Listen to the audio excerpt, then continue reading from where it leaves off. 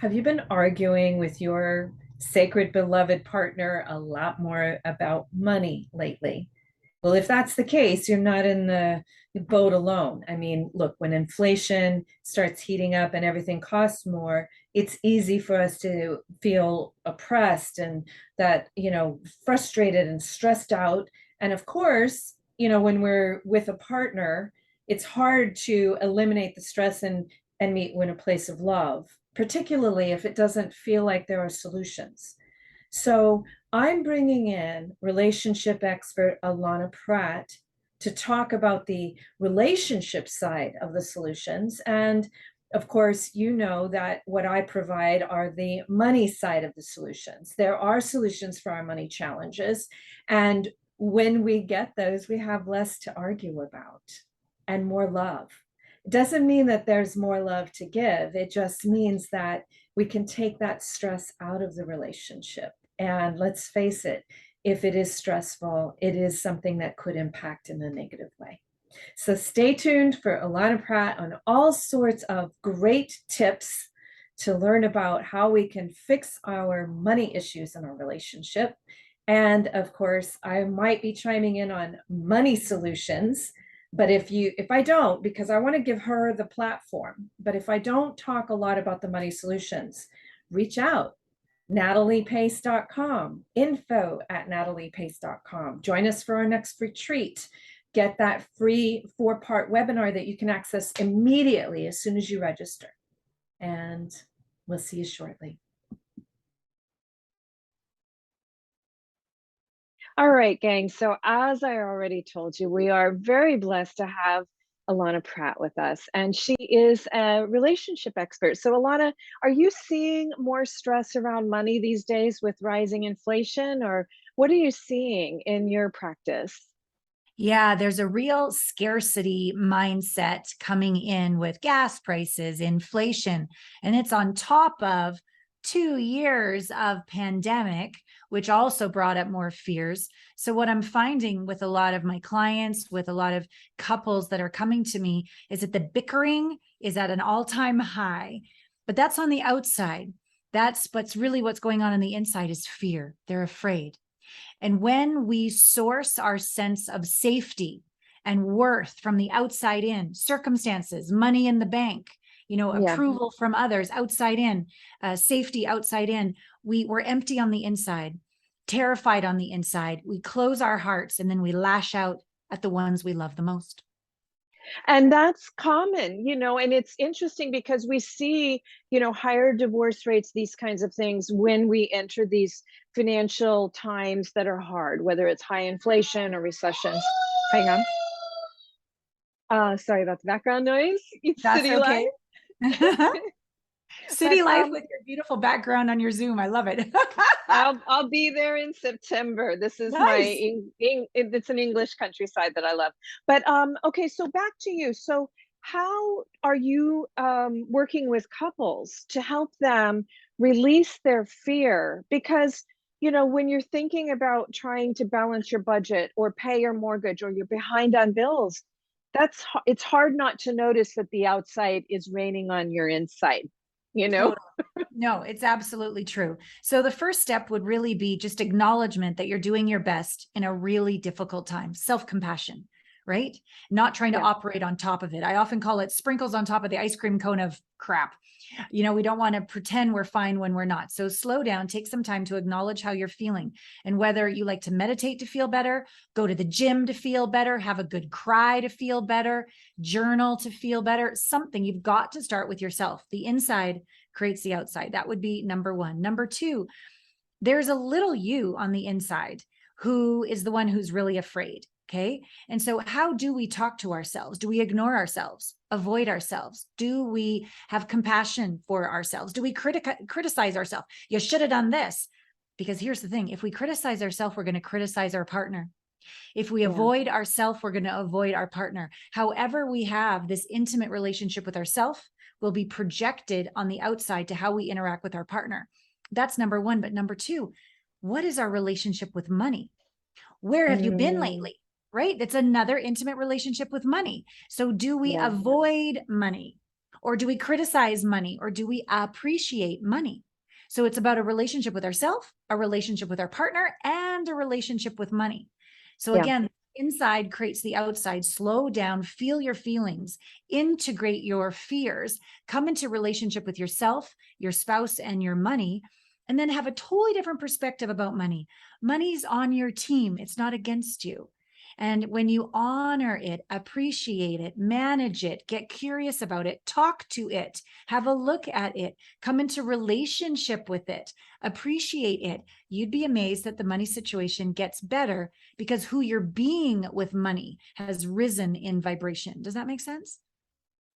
Yes. As a person that can very solution action girl oriented, that's my whole business. So I figure that part of your relationship with money, and I'm sure you're going to agree with this, is getting to know what works, right? Yes. Like you teach what works in a relationship with a partner. I teach what works with relationship with money, And interesting, now I'm going to pivot into something else that you said, because I got into this business because I was I was doing this nonprofit thing at a school in Santa Monica, and I was making money in the stock market when most people were losing money in the dot-com recession. Yeah. And after they hit rock bottom, a bunch of these women who were very wealthy came to me and said, we want you to teach us what you know, because our husbands and our brokers lost all our money. And almost every one of them said it in that way. Our husbands, our brokers lost all our money. And I said, well, I want to say, I'm not sure if it's a system yet, but let's try. That will help me if I have to systemize it. But B, nobody loses anything of yours without your permission. Maybe as a child, but not an adult, right? So let's talk to that a little bit about the blame game. Yeah. And taking ownership. And again, I know you have a lot to talk about here. No, I really love this, Natalie, that we're on the same page. If we're going to be victims of our circumstances, right? Yeah. Blame others. Oh, it's my husband. It's my stockbroker. We have to be honest with ourselves and say, I was too afraid to learn, ask questions, speak up, be involved, learn, and take ownership of my finances. And I understand that was my first marriage. Okay. So I've been there. So great compassion, because we want to look good. We don't want to fail. We don't want to get hurt. We don't want to, rock the boat. There's a lot of reasons. And this has to do with upbringing of how we actually be in our relationship with our spouse and with our money. And so again, it all comes back to that center relationship with ourselves, that little you inside who feels stupid and doesn't know how to ask questions about money, or feels insecure or afraid to not be judged or be yelled at or get into a conflict. It's all the inside creates the outside again. So all the more reason now for couples that are, or singles who are having fear around money. And this is science too. You probably agree with me here as well. When our heart is closed, I've had the honor of speaking at the annual Heart Math Conference. And when our hearts are closed, we are not coherent, which means the best of our brain turns off. And we only do fight or flight or freeze or fawn, which means really crappy decisions about money, reactionary versus responsive. Additionally, when our heart is closed, we can't have the energy go down either into our gut, our intuition, our instincts. It just feels off. We'll do the research and figure out why, but we can trust ourselves or not based on a heart that's open or closed. So when we close our heart to ourself in shame or fear or blame or avoid ourselves or criticize ourselves, we're really screwing up our money as well. And so this is the go back to the beginning that we need to do with ourselves. Now, I want to speak just real briefly to that. I always call it the ABCs of money that we all should have received in high school. And I'm amazed at how and this is a message I want to get out to everybody. I know women who are CEOs of billionaire corporations who turned the management of the household money and the investing to their husbands, who were not nearly as sophisticated around money. So all of us do this, whether it's around, not all of us, obviously, I'm not doing that, but we do it at some point in our life until we understand how easy it is once we set things in motion. Like there are certain things in life that are the way life is, but we don't realize that we can change those great paradigms. Yes. And then the way life is so much more beautiful. But I want to know how you deal with breaking through the fear Mm. of, because a lot of people they're like, oh, I don't have the time. I don't need an extra job. I'm not sure I can understand it. It's so complicated. I watch CNBC. I do read the Wall Street Journal page by page every Mm. single day, and they say all these things, and then it doesn't add up to, A different like result. a relationship with money that Yeah. is empowering them instead of feeling like it's oppressing them. So what do you do to help them break through that? All because a lot of that is self-talk, if I'm right. Totally. Yes, yes. Couple things there. I love what you're saying. Only 5% of our mind is conscious. Okay. So we can talk a good game, even say affirmations, but 95-ish% is unconscious, subconscious. What's running the show isn't even what you're aware of. We can call it a blind spot. So when we read the newspaper, when we watch CNBC, when we do all the things, Yes. mind, the reason why it's not making an impact or shifting your relationship or the way you feel in the face of a circumstance is because we're only dealing with 5% of the show. 95% of the show is still freaking out. So that's why intimacy to me is the most fundamental building block of our self-realization, monetarily, financially, spiritually, emotionally, parentally, socially, romantically, sexually. The core of it all is this intimate relationship with ourself. It's a very good return on investment when you're willing to go to Ooh la la. with this relationship. And so two things on the inside, we've got the one who deals with money, the little you who deals with money, and we've got the really little one who's just afraid to just be on the planet. Okay, that one when the circumstances are off. So your job, first and foremost, is with yourself. Say to, in your mind's eye, this is science, image, thought, emotion, body sensation. To create true lasting transformation, we need all four elements to shift. So you want to see in your mind's eye little you. You want to speak to little you. You want to feel the feelings along with little you. You don't want to go, no, no, no, don't be afraid, because that's going to make it worse. We want compassion. So we want to feel in our bodies, body sensation. Okay, you're afraid. I'm going to breathe with you. In for 5, out for 5. Okay. And then we want to acknowledge you have every right to feel this way, because you know what? I've left you alone for decades. I haven't talked to you. I haven't spent any time in my heart. I haven't been acknowledging you or validating that you have every right to feel this way, because nobody taught you about money in high school. You watched something how mom and dad did, or college, or you're just doing what you learned. So acknowledgement of this part inside of us that's afraid. You have every right to feel this way, and I will not forsake you again. I will not be perfect, but I will not abandon you again. I will not criticize you for being afraid again. I will not judge you for not knowing the answers. All of this. And so little you on the inside, oh, good. Thank you. You've got my back. Yeah. In the face of anything, I've got your back. What if the situations aren't great? Well, together we'll handle it. I won't reject you, even if the world does. Okay. That relationship, oh, the whole central nervous system calms down. Oh, the heart can be measured as being open and coherent. Oh, the best of the brain comes on for creative thinking. Oh, the intuition of who they'd like to learn from, like you, Natalie, about money. All of these come in alignment. We turn on to be aligned as our best self. We could say our body, mind, and spirit are in alignment.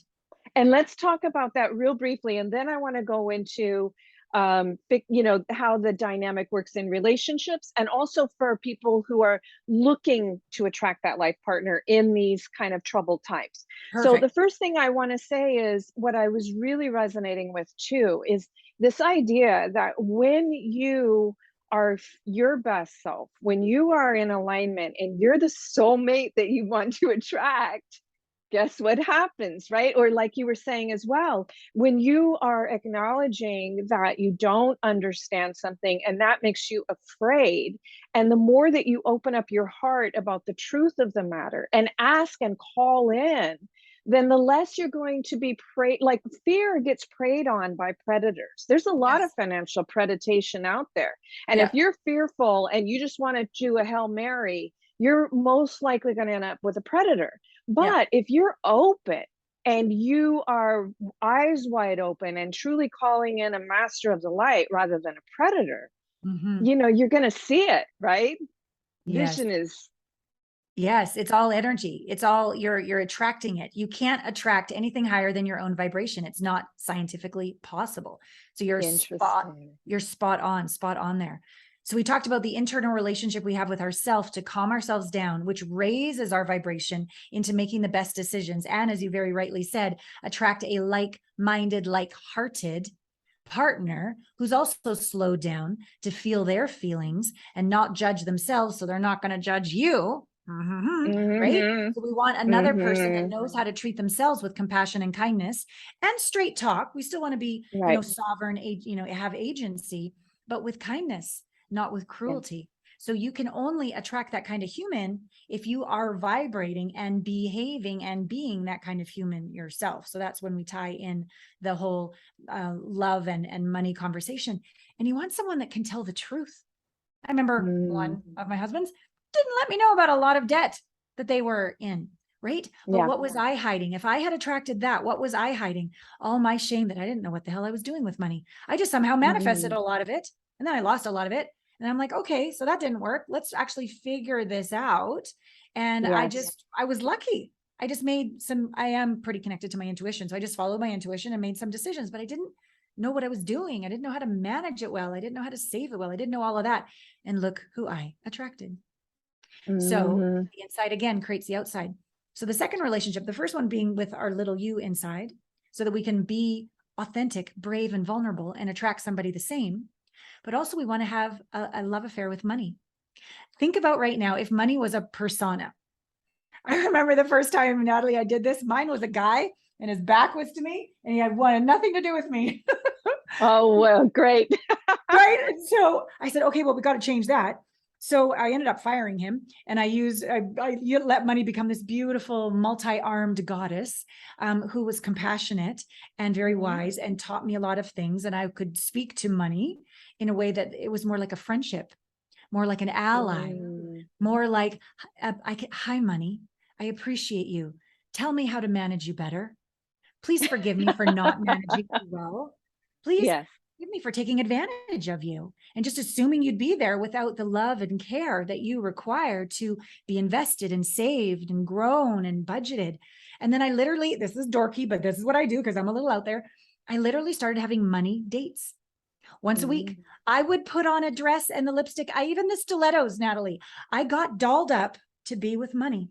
I honored money. I made a special date because I couldn't even open my account on the computer without breaking into a sweat. Like I was so Very scared. interesting. I had to change the Interesting. whole energy, the whole persona, the whole point of view, because our point of view creates our reality, right? That's another quantum physics law. Our point of Yeah. view creates our reality. If we think money's bad, it is. If we say, where have you been lately, money? And so it is, right? Well, Or actually, what I would say is that's our perception of it, right? We true. think money's bad. So that's what we're saying. Like for me, I think the universal essence of money is actually gratitude.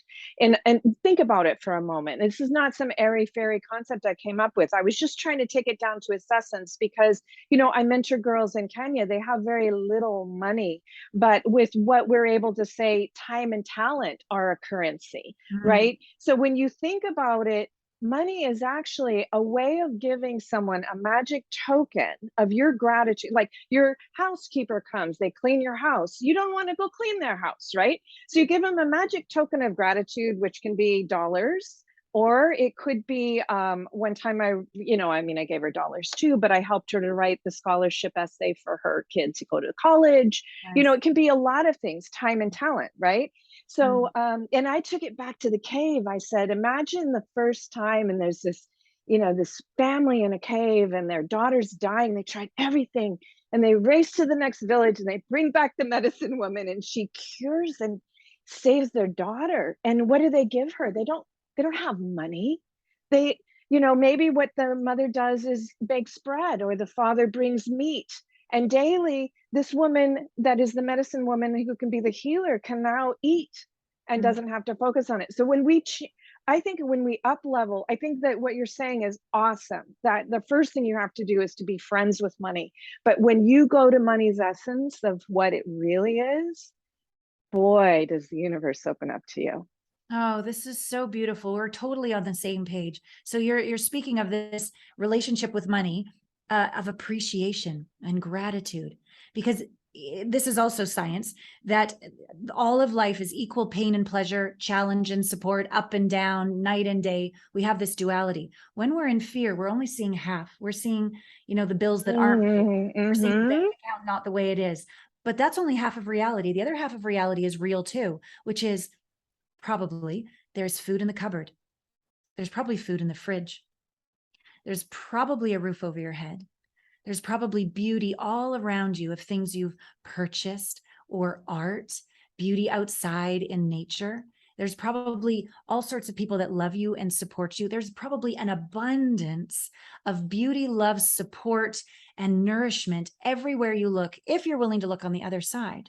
And so to And raise, things that are priceless, right? oh, Right. yes. Thank you. Price. Exactly. So that's one thing that we can notice. Remember, I said image, thought, emotion, body, sensation. So first with fear, acknowledge what's Nothing. true. That's fine. Yeah. It's a rough time. And acknowledge what else is true, which is all of the priceless abundance everywhere of what you have. And then take it out of the vision and the thinking into the body. Feel compassion for the part of you that's scared and gratitude for all that you have. And that in your body will change your resonance, your vibration, and allow you to make wise decisions while simultaneously feeling grateful and held and thankful of the life that we have. Then you'll attract like people to work with, to mentor you, to date, to be in relationship with. And it'll become very clear, very fast, because this is going to take work. It's going to take commitment. It's going to take, like, this is your morning practice. This is your prayer before you go to bed at night. This isn't just going to happen because the whole society is a soup that we're living in that's basically only focused on the fear part, right? Yeah. And So the material part. the material part. So it's going to take something to cultivate this on a regular basis. So once you're in that happy place, aligned place, grateful place, seeing rightly place, you want to be around other people that are of the same vibration. So we have each other's back on those days when we get a little scared or we get a little down or we lose our faith. So community, I don't know your business structure, but if you have a community where they can grow together, that's what I have in my coaching practice. I do private, but I also do group, and I do a lot of content out there so that we can feed and nourish ourselves to keep this vibration high. It really comes down to this communication inside of ourselves and with each other.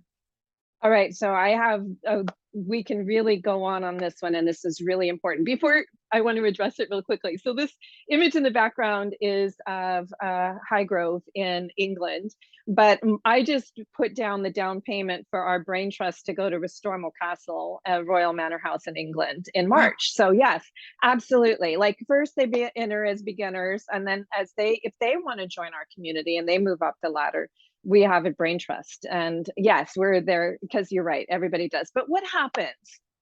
And it sounds like I have been married twice as well, and I'm currently single by choice. But I want to say, what about, and a lot of my friends have long-term marriages. Yes. So I do get to intimately see the commitment that is required for a long-term relationship as well. Now, what if you're listening to Allana Pratt and you're saying, okay, I'm ready to address this. I'm ready to meditate, to get to know myself, to fall in love with the other half that I haven't been looking at enough. But my partner is so angry. And, a lot of times we think, oh, I should just fix that person. If I fix them, then the whole relationship is going to be better. In my relationships, when I would start doing that, thankfully, either God in meditation or maybe a friend said, just do something for yourself. And that changes the relationship. So I'm wondering how you work with people that are already in a relationship with someone they do believe is their sacred beloved. And in many, maybe has been for many years, but money brings out the worst in them.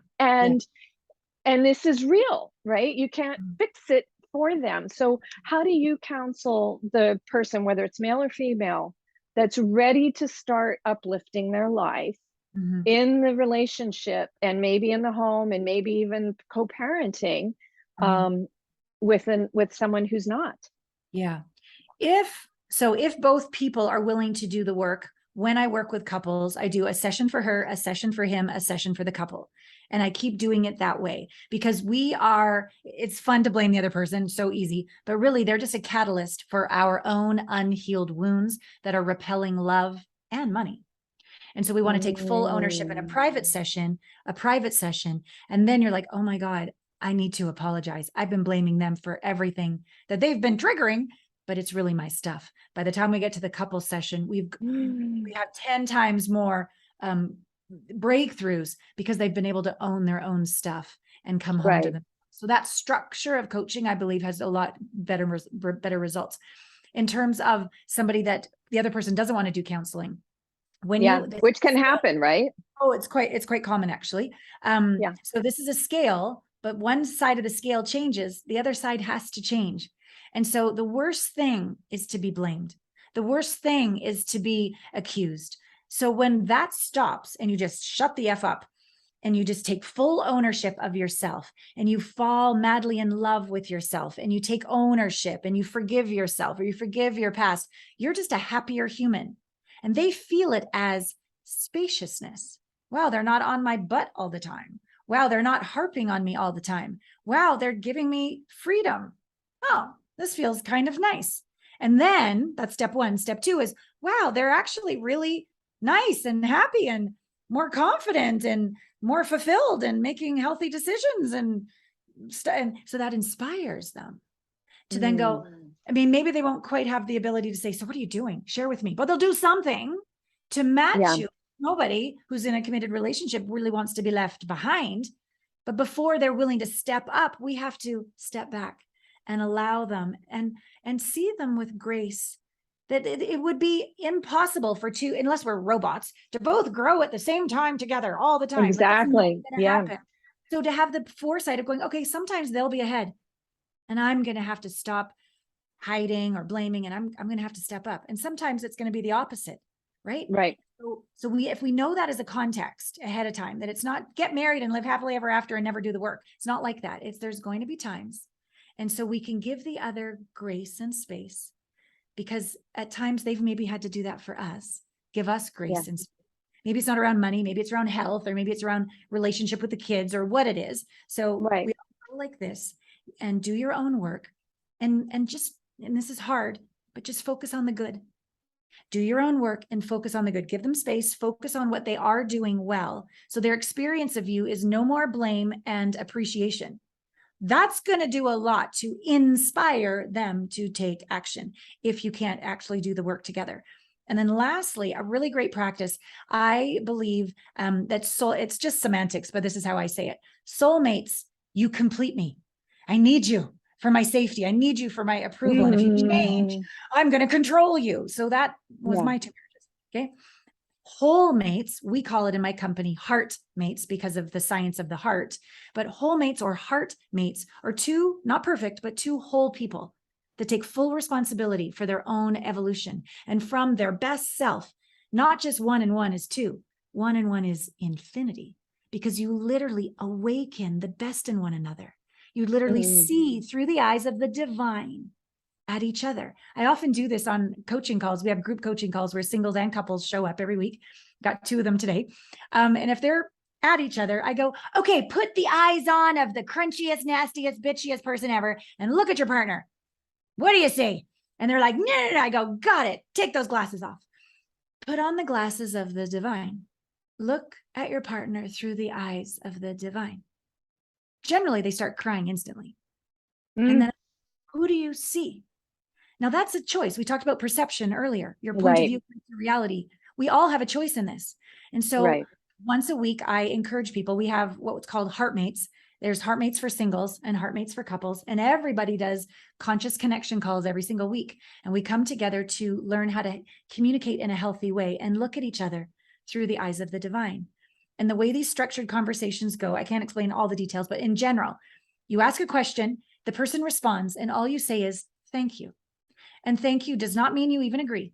It just means I heard you. So communication no longer goes into who's going to win and I'm going to dominate and be superior and be right. Now communication is about seeking understanding, which creates safety and connection, intimacy, my whole job. right? So when they're talking about, first, tell me something you like about me. Your eyebrows. Thank you. Like, if that's all you could come up with, start there. Okay. But it'd be like, oh, thank you that we're actually having these conversations. I appreciate that. Thank you. Okay. Back and forth. Then tell me something you think we're aligned on. Conflict happens when it's who wins and who loses. But what if you're on the same team, right? Looking together out at the horizon. What is it that we align on? We like hamburgers. Thank you. But soon you'll get to, we actually want to create the healthiest relationship and thrive together. Thank you.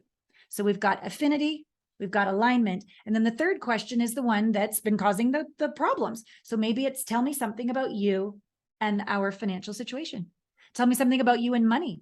Tell me something about you and savings. Tell me something about you and investments. Tell me something about you and the Joneses, like whatever it is. And you can, of course, as this goes on, obviously, because I'm around relationships and intimacy, tell me something about you and sex. Tell me something about you and I and our communication. Tell me a way you like to be loved. Oh my God, that can change a marriage right there. I've had people that have been married 28 years. They've never hurt each other ever. In 28 years, I'm like, how is that possible? Because all they wanted to do was win. That was it. And I sat them down and I did this dyad with them. And all of a sudden, they both realized that their main priority was family. They were actually on the same page, but they'd been fighting for 28 friggin' years about this. Yeah. Anyways, Well, so communication is key. Effective communication is key. And I want to honor, I get people that that come to me with money issues that could cause problems in their marriage. Yes. You were transparent and brave enough to share with us that when, I believe, your first husband had a massive amount of debt that was hidden from you, right? Second. So yes. First one was really, really rich, but yes, thank you. Okay. So did that marriage end? And if you're willing to give us a little bit about that journey, because I'm not the relationship expert. If somebody asks me anything about marriage, I say I've been divorced twice and I'm single by choice. I'm not going to give you relationship counsel. I'll give you money counsel all day long. That is something I understand. But so I would send them to someone like you. But what do you say to there are real situations that arise around money. Fear can create abuse. It can create lying. It can create secrets. It can create foreclosures. It can create a lot of things, right? Yes. So if you're brave enough to delve a little bit into your history, both what happened maybe and what I would assume that it was a positive. Sometimes there is a way to fix a very broken relationship, I would guess. I'm not good at that, but I would just love to hear anything that you might have to say about this when the level of conflict becomes toxic. Yeah, thank you. So I'm not a marriage expert either. I am an intimacy expert though, because that's what I learned from my 2 divorces. The first one, very quickly, I was very much damsel in distress. He was older, he was wealthy. I didn't believe I could create wealth on my own. That's the truth. I'd never done it. I was very young. And this seemed like no one else is going to love me. Certainly not this rich. Right. And so I just zipped all my insecurities and just went into it. Didn't ask any of the questions about where the money was, signed the prenup and had no power, no control, and lived in a lot of fear. And in the end, when I left that relationship, I got nothing from him. I had my own savings and I started over. The lesson was, though, who made that decision to marry him? The insecure damsel in distress looking to be saved. So what I did was I grew, not all the way, but I grew at least into the boss woman, badass woman, like masculine energy, not in my heart, not in my receptivity, not in my softness. I'm going to be in control. And so I didn't want to do what I did before, which was sign a prenup the day before my marriage. So I didn't get him to sign one and I had to pay him a lot of money. And so I didn't, again, have the courage to ask all the questions about the debt. But here's what happened with the second one. Again, we create our lives, not to judge ourselves, but to take ownership. My mom was dying. My mom was dying of cancer. And everybody had somebody. And I didn't. And I thought, well, a man is a plan, a man and a baby. And then I can replace this relationship. It was all the 5% of my head making all that decision. None of the closed heart in my body. So that closed heart attracted a closed heart. The manipulation of a man is a plan so that I can just get through the death of my mother was met with his manipulation of, as soon as our child was born, he quit. And then I discovered he was in debt. And then it really went into a 12-year custody battle. Yeah. So, and I take full ownership of who I was being when I made that decision. I met another version of my own unconsciousness and unhealed wounds and suppressed anger at myself that I didn't know better. I attracted an angry man. So in relationships, when it gets abusive, we don't stay in those. We don't stay in those. We hope to be able to have a foundation of communication and agreements about money, about sex, about communication, about all these things. But if we did our best, as I did, as many of us do, and we get to a place where it's unworkable, it's abusive and unworkable, you can say thank you, but no thank you. And you can leave and you ask for help and you do the inner work to forgive yourself because you did do your best. We all do our best. My ex-husbands did their best. We've all done our best. Okay. But I'm interested in somebody who can own it. This is where I effed up. Here's how I've cleaned it up. How can I make up for the damage done? Because within a relationship, when I work with a couple and stuff's gone down, gambling, didn't share, whatever. Okay. Are you willing to own it and not blame? Are you willing to heal from it, clean up your mess and create new agreements? Then we can make this work, people. But if you're not, then I thank you, I bless you, I release you, and I move on. And from my second marriage, I lost the house. I lost my savings. I went into $250,000 legal debt in that 12-year custody battle. So it got pretty ugly for a while. But when I started to do this intimate relationship with myself, started to go, the one I was really seeking all this time was me. Started to appreciate myself, forgive myself, have compassion for myself, and believe in myself and have my own back. I got out of debt. My business began to thrive. I became this safe person to talk to about taboo, shameful things. They're not taboo or shameful unless we call them that. They're just you doing your best, still operating out of those unhealed wounds from childhood. We're going to heal them, resolve them, and become your best self, and then attract a healthier partner in a person and a healthier relationship with money. And all of a sudden you drop the COVID-20 easy. All of a sudden you have a better relationship with your body, like all the areas of your life up level because you've been willing to slow down, feel, and heal the most core relationship of all, which is your intimate relationship with yourself. I love it. Okay, so I think we should talk about single people real quickly because there are issues. Like, even when you think about it, like, should you pick up the check on the first date? Like, I definitely have opinions on this, but they're very different from what most people would think. Like, oh, I don't think there are hard choices. I think actually it should be your intention. Like, if you pick up the check on the first date, that's a message to that person, right? It's a message either I want to take care of you, or it's a message I can take care of myself. If you don't pick up the check and you just expect them to, it's a message that maybe you want them to be a little bit more of a provider for you. And we have examples throughout history of women that makes all those different various choices, right? Yeah. Yeah. It's important. I don't think there's a right way or a wrong way whatsoever, but it's really important before you get out there dating I call them the deal breakers, the 5 deal breakers of what's really important to you, not a preference, but what's really an expression of your truth. If you like to be the breadwinner and you like to pick up the check because you like when they, I don't know, fix the roof or mow the lawn or make love to you or take care of the kids or do whatever they do well, then be forthright about that. Be forthright in your profile and be forthright in your communication. So I personally love there to be this figure 8 of flow. When I'm out in public, I love to be the girl. I'm in charge all day long. I'm taking care of people all day long. I'm in the masculine energy of supporting people all day long. I want someone to take me out. I'll give some suggestions if you want. I want you to pick up the check. I want to be the lady. That's just me. Not right, not wrong, but Allana. But I also like there to be this figure 8 of flowing of like, and when you come over to the house, I'm going to make you the most amazing dinner. And I will give in the way that I like to give. And I'm very forthright about this. And I phrase it in ways like this. It makes me happy when. It makes me feel alive when. I feel supported by you when. The kind of dynamic that works best for me is. And then ask, once you tell them, and what's true for you? And how does it make you feel? And what would be your aligned agreement? And hopefully you'd already know through their profile of expressing what that is. I had the hardest time admitting that I wanted to have someone pick up the coffee or the dinner, because I'm in charge all day and I have all the staff and I take care of everybody. I felt Right. it was weak or insecure.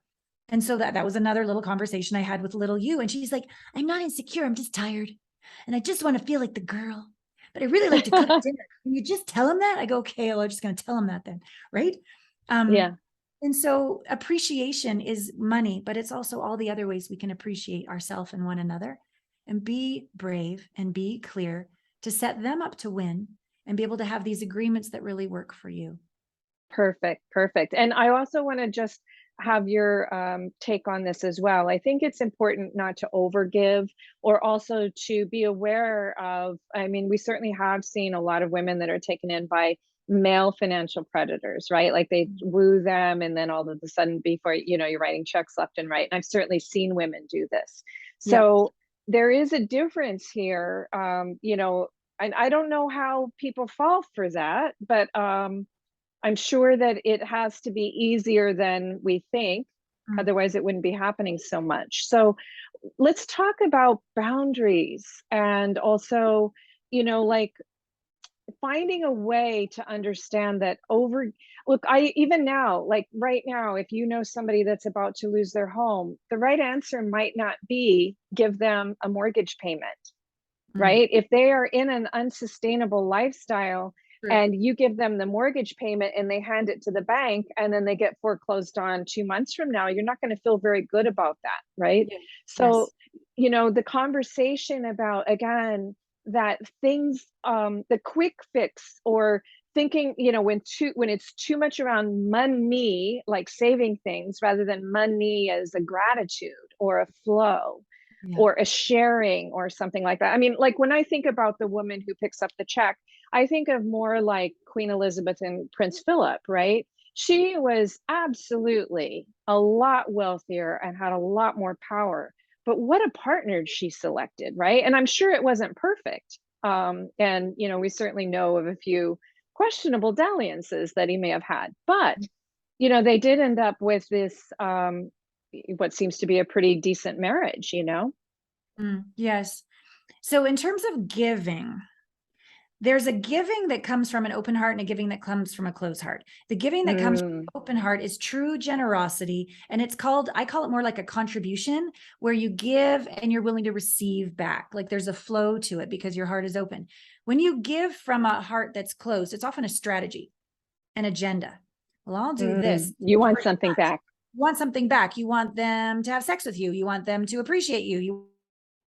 It is not an equal transaction. And so in general, and this is a generality, women that overgive don't feel worthy of receiving.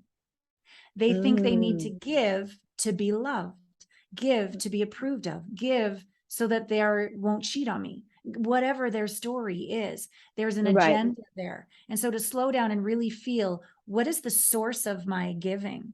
Am I willing to value myself and have it come back? Or am I doing this so I can control something on the outside because I'm afraid if I don't, I'll lose something on the inside? So that again is this really deep inner work to have a look at that part of you and not shame or judge that part of you, but go, okay, this needs to change because it's only going to continue over time. So that's what I'd say. Yeah, I love that. I love that a lot. I mean, I'm just picturing that little person in there that's doing this, not, you know, like giving, like, please give back to me, you know, or please do this for me, rather than again, when you think about money as gratitude, and that it could be time or it could be talent, and all of these things have to be valued as well as the money, right? Then if you're not, I'm not saying that everything is quid pro quo, but certainly in a relationship, there has to be some sort of flow, as you're saying, right? Like when you give to a stranger, it can be total, it's like true giving to a stranger is not expecting anything in return. But that's not in a relationship though, right? Well, to me, there's two dance parties here. So Yes. we want them both to be giving in ways that energetically balance out. It doesn't have to be tit for tat with money equaling, like I'll pay for dinner tonight, you pay for dinner tomorrow, not like that, but Yeah. energetically as you give to receive back. So you're not coming from that sense of lack or agenda. Something I find a lot with women who are more successful and they've really been operating in their masculine and not as much in their feminine. The feminine energy in a man or a woman is about receptivity, allowance, having, receiving. Right. And so when we're in our masculine, we're more about doing and giving and showing up and speaking up, which is amazing. I do that all friggin' day, right? But if I don't also cultivate my capacity to receive, I'll start to overdo, overgive, over show up, and then get resentful.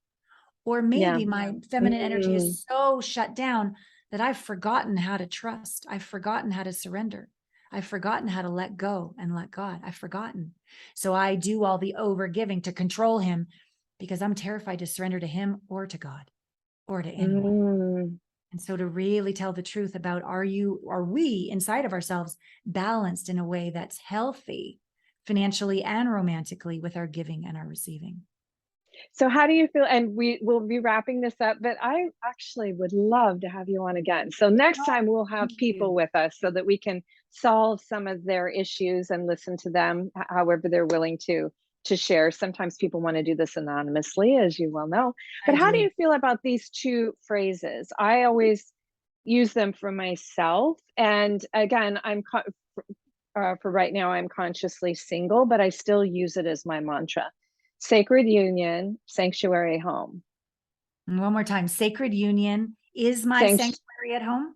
No, they're kind of separate. Like if I'm going to be partnered with someone, sacred union. Yep. Always sanctuary home.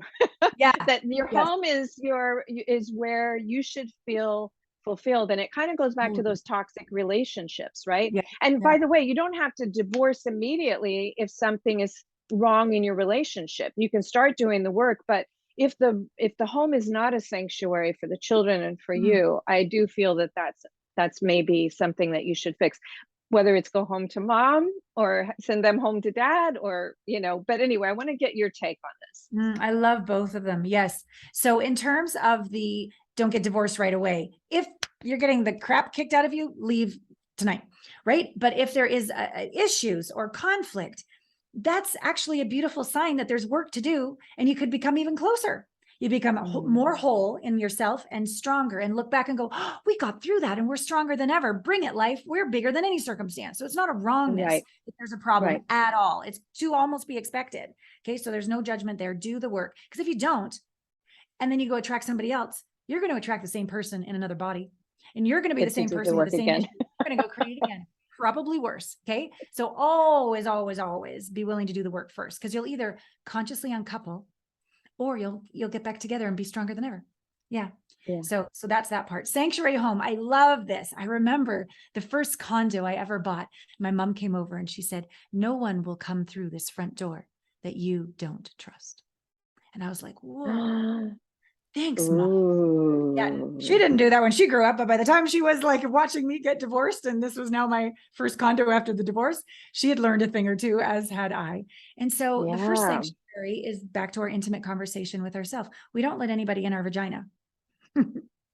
We don't let anybody into our heart or into our home that doesn't honor and respect us. But that's not possible if we don't love, honor, and respect ourselves. Okay. So that is going to be a way that the inside creates the outside, and then it creates the house, and then it invites into the home someone that respects you. And yes, when you don't have safety in your body, safety in your heart, and safety in your home, and you walk on eggshells, to me, that's like a vagina clench, like a Kegel. No! And the heart's closed and you're terrified all the time and your shoulders come up, and then you start to make really uneducated decisions because the worst of your brain is making the decisions, and it's just a downward spiral. So honor your body, honor your heart, honor your home.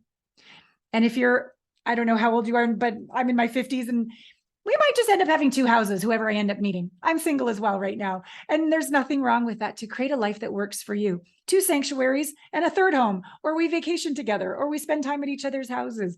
But we all require a room of our own, hopefully a home of our own, where we get to feel safe so we can hear our truth and know what we know. And then the sacred union is very much a similar conversations. Are we in a sacred communion with our body, with our intuition, with our little you? Are we in a sacred union with our money? All the things that we're grateful for, both materialistic and priceless, all of these relationships. And whatever your belief is, spiritually or God or the universe, or if you're scientific and it's the field, it's still a relationship. It's still a figure-8 relationship. Yeah. It's beautiful union with the divine. And when you know and feel, not just think, remember it's image, thought, emotion, body, sensation. So you can see maybe nature is your divine partner, but let yourself feel that, because that literally changes your resonance to attract the best in money and in love and in all areas of your life. Allana, let people know the best way to reach you if they want to start improving, again, whether it's them, their individual up-leveling their relationship with self in order to attract that perfect divine, master or mistress of light. And also whether or not they want to just help to uplift their existing relationship. How can they reach out to you best? Oh, thank you, Natalie. Yes, my site is my name, allanapratt.com. And we have an incredible intimacy blind spot quiz. Remember how I said we only are aware of 5%? I can't see my blind spots either, so don't worry. And so this is a quiz that helps you go, oh, what's underneath the hood that could be running the show? What is the unhealed wound that's actually repelling love and money? Because that's going to give you a far bigger quantum leap in your life in all areas, as we said, physically, mentally, spiritually, vocationally, financially, parentally, socially, romantically, sexually. All of these areas stem from this intimate relationship with ourselves. So when you slow down and figure this out and you do the work to heal it, you'd be amazed that you still have to show up and do the work, but everything begins to unfold with a lot more grace, a lot more ease, and you enjoy the process, and the journey becomes the destination. You're not, oh, I need to accomplish this and get everything on the outside, which is a fear-based decision. You get to receive the vortex of just such a beautiful life, even in the face of everything that we're going through right now. So come to my site and let me love you. AllanaPratt.com with 2 L's, right? That's right. AllanaPratt.com. Perfect. I've really enjoyed the conversation. It's so funny because I feel like, we talk in maybe different terms, but I think the underlying core message is very, very, very compatible. Same. And I would love to have you on my podcast, Intimate Conversations, as well, about our intimate relationship with money. So let's continue to support one another and our community. Happy to do it too. And okay, I'm going to go ahead and sign off with you, and then I'll sign off with the crowd, and we'll be in touch. So again, thank you guys for joining me today. And remember, when you want to learn more about or listen back to this podcast, or listen back to or watch back this, I mean, Allana's so beautiful. You really want to watch it back. She's also very dynamic in her expressions. YouTube.com/Natalie Pace, the podcast. The easiest way to access that, simply go to nataliepace.com and click on the Apple podcast right there, and it'll take you over, and you can look at all the podcasts there once it pops up. And last but not least, I am going to be inviting Allana to my retreat. But if you want to join us, remember, it's going to be in October, but you don't have to wait to October to start getting a better relationship with your budgeting and your investing, to protect your wealth from the volatility that we're starting to see, both in the economy and in the stock market and in the real estate market. Let's be honest. So call our offices at 310-430-2397. You can email us at info@nataliepace.com. And again, the sooner you register for the October retreat, the sooner you get access to our 4-part webinar on budgeting, on investing, how to protect your wealth, what's safe in a debt world, all of the things that you need to make sure that you shore up. It's kind of like battening down the hatches when you see an economic storm on the horizon. Now is time. It's really easy to make money in a bull market, and it's really easy to lose money in a recession. So now is the time to be the boss of your money, and to know what you own and why, and not to blame others, but to get the plan that works. All right, we're here to help. Thanks again. Bye, Allana. Bye. Thank you so much.